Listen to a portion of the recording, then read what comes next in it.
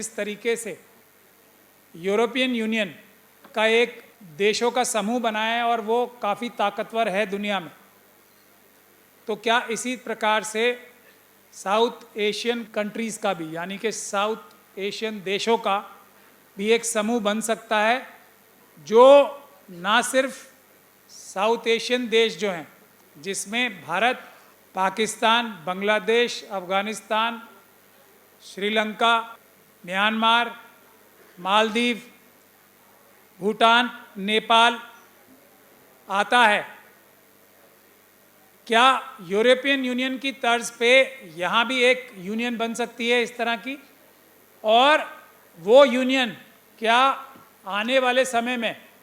ये mission for global change या पूरी दुनिया को एक परिवार के रूप में, one earth one people one forum के तौर पे बनाने के लिए रास्ता दिखा सकती है या नहीं दिखा सकती, उस पर मुझे बोलना है। पहली चीज़ इसमें यह है कि कल 24 अक्टूबर थी और कल ही के दिन 24 अक्टूबर 1945 को यूनाइटेड नेशन भी एग्जिस्टेंस में आया था, करीब 79 साल पहले। यूनाइटेड नेशंस की बनाने की वजह क्या थी कि बहुत सारे देश आपस में फर्स्ट वर्ल्ड वॉर में और सेकंड वर्ल्ड वॉर में लड़े और जो हर एक देश के अंदर ऐसी ताकतें थीं जो कि अपने देश के वासियों को भी लूटती थी और अपने देश के वासियों को लूट कर अगर उनका पेट नहीं बढ़ा तो वो पूरी दुनिया में फैल के दूसरे देशों को भी लूट बांट करती थी। और फिर आपस में भी वर्चस्व की लड़ाई कई बार हुई, लेकिन 2 विश्व युद्ध तो पिछली ही सेंचुरी में हुए। तो इसमें से इन लड़ाइयों को रोकने के लिए और पूरी दुनिया में एक ऐसा संस्थान बनाने के लिए जो बड़ी ताकतों को या देश को दूसरे देश ना सिर्फ लड़ने से रोक सके बल्कि पूरे दुनिया को ही एक यूनिट के तौर पे कोई भी बीमारी, कोई भी मुसीबत आए या कोई भी डेवलपमेंट का काम करना हो तो उसके लिए कोई एक फोरम बन सके। इसके लिए यूनाइटेड नेशंस का फॉर्मेशन हुआ, बनी। लेकिन यूनाइटेड नेशंस क्योंकि, और मुझे ये कहने में कोई शक और शुबे की गुंजाइश नहीं है कि यूनाइटेड नेशंस अगर ईमानदारी से अपने असूल जो कि दुनिया को बताए गए, एक असूल को छोड़ के, एक प्रिंसिपल को छोड़ के जो बनाए गए थे उन पे अगर ईमानदारी से अमल करते तो ये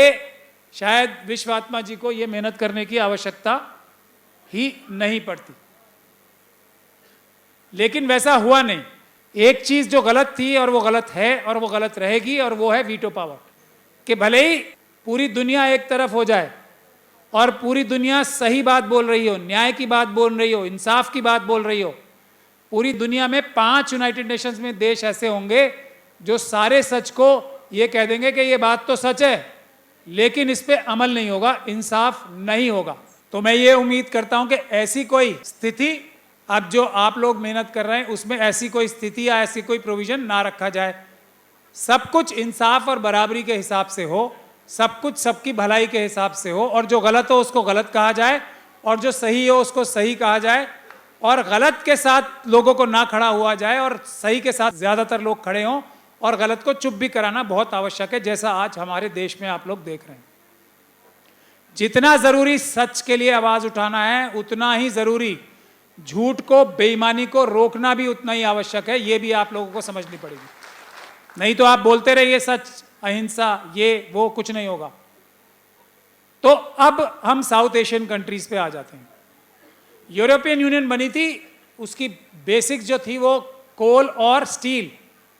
2 विषय ऐसे थे जिसपे एक सब ने कहा कि इस पे हम इकोनॉमिक यानी कि वाणिज्य और जो हमारे फाइनेंशियल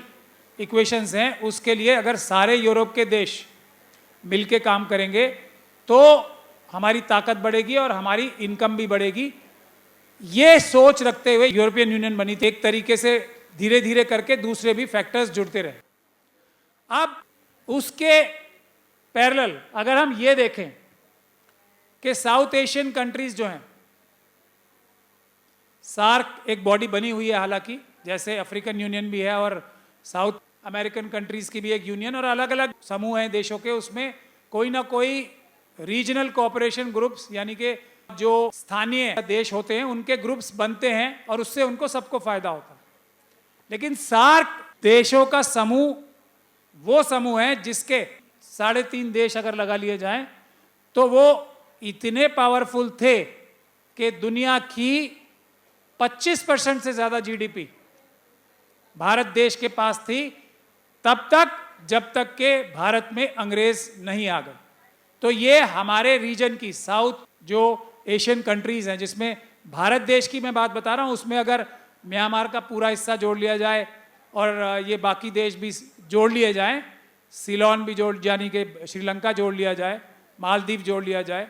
तो ये जोड़ लिए जाएं तो उसकी ताकत और भी ज़्यादा बढ़ जाएगी। क्योंकि हमारी लोकेशन एक तो बहुत ही अच्छी है, जो विश्व में लोकेशन अच्छी है, यहाँ की धरती उपजाऊ है, यहाँ पे लोग मेहनती हैं,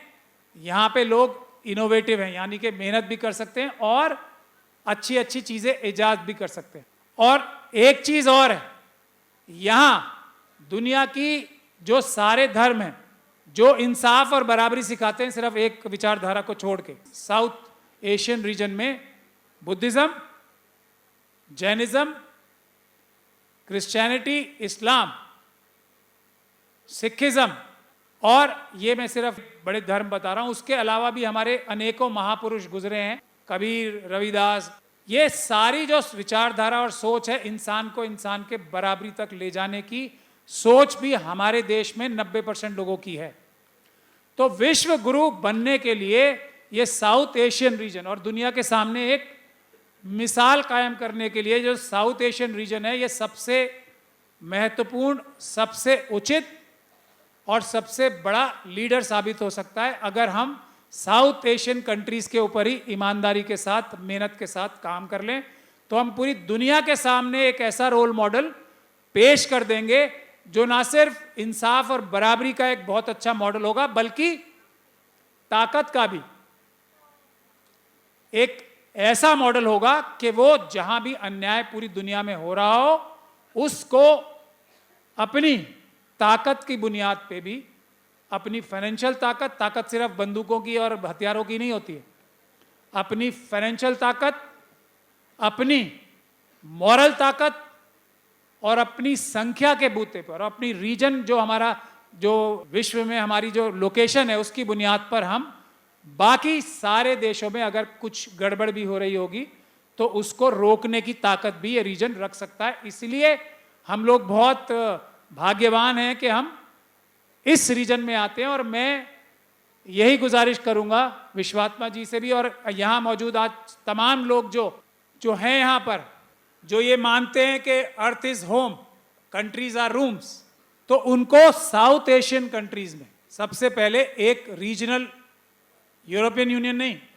उससे भी मजबूत यूनियन एक देशों का बनाना चाहिए। हमारे बीच में इन सारे देशों में बहुत सारी सिमिलैरिटीज हैं, कुछ डिफरेंस भी हैं जिसको हम दूर कर सकते हैं, और डिफरेंस को हमें नज़रअंदाज करके भी अगर कोई ऐसा रीजन बनाना पड़ेगा तो कुछ देशों में यहाँ पे भी बहुत सारी गड़बड़ी हो रही है, तो उन गड़बड़ियों को भी हम, साउथ एशियन रीजन का अगर एक मजबूत ब्लॉक बन जाएगा तो जो किसी देश में गड़बड़ी भी हो रही है उसको भी हम बहुत आसानी से रोक सकते हैं अगर ये एक हमारा यूनियन बनेगा। तो मैं दूसरी एक बात महत्वपूर्ण जो आती है, देशों के बीच में, देशों की जनता के बीच में लड़ाई नहीं होती है। 99% केसेस में ये बात 100% सही है। हमारे और चाइना के बीच में भी, हमारे और पाकिस्तान के भी, हालांकि मैं तो आज भी पाकिस्तान, बांग्लादेश और भारत को एक ही देश मानता हूं और एक ही देश मानना चाहता हूं, उसमें डिवीजन करके हमारे देश को कमजोर किया गया है। ये जो हमारा ग्रुप बनेगा, देश में चाहे पाकिस्तान की जनता ही क्यों ना हो, चाहे मैं यहां तक कह रहा हूं कि चाइना की जनता क्यों ना हो, जनता में लड़ाई नहीं होती है। जो इंटरेस्ट ग्रुप्स होते हैं, अमेरिका की जनता से इंडिया की जनता की कोई लड़ाई नहीं है, अमेरिका की जनता की चाइना की जनता से कोई लड़ाई नहीं है, लड़ाई है इंटरेस्ट ग्रुप्स की, जो अपने देश की जनता को भी लूटते हैं, उनका खून पसीने की कमाई को चूसते हैं और करप्शन के माध्यम से ये सब काम करते हैं। ये लड़ाई होती है प्रेशर ग्रुप्स और जिसे हम डीप स्टेट कहते हैं, या अलग अलग तरीके की जो वहाँ पे कंट्रोलिंग अथॉरिटीज़ होती हैं, जो कि अपने देश के साथ भी वफादार नहीं होती और पूरी दुनिया के साथ भी वफादार नहीं होती, अपने देश और अपनी जनता के साथ भी वफादार नहीं होती। तो हमें विश्वात्मा जी, मेरा यही छोटा सा सुझाव है कि गवर्नमेंट से, जो ये एस्टैब्लिशमेंट है, उनसे आप बात कीजिए भले ही, लेकिन उनकी जो दृष्टि होगी वो सिर्फ अपने मुट्ठी भर लोगों को फायदा पहुंचाने की होगी। ज्यादातर ऐसा देखा गया है। अगर हम पीपल टू पीपल, जनता के बीच में अगर एकता स्थापित करेंगे और उनके बीच में रिलेशन पैदा करेंगे, तो सरकारों को भी, एस्टेब्लिशमेंट्स को भी मजबूर होके एक मजबूत ग्रुप जो कि इंसाफ और बराबरी पे कायम होगा, उस पर काम करना पड़ेगा। मुझे बस, मेरे 12 मिनट पूरे हो गए, तो मैं उससे ज़्यादा नहीं बोलूँगा, क्योंकि डिसिप्लिन जो है वो सबसे महत्वपूर्ण होता है। मेरे पास कुछ और भी बातें थी, लेकिन फिर किसी दिन, फिर किसी वक्त, जब थोड़ा टाइम ज़्यादा होगा। आप सभी लोगों का बहुत बहुत शुक्रिया। मेरे लायक जो भी ड्यूटी आप लोग लगाएंगे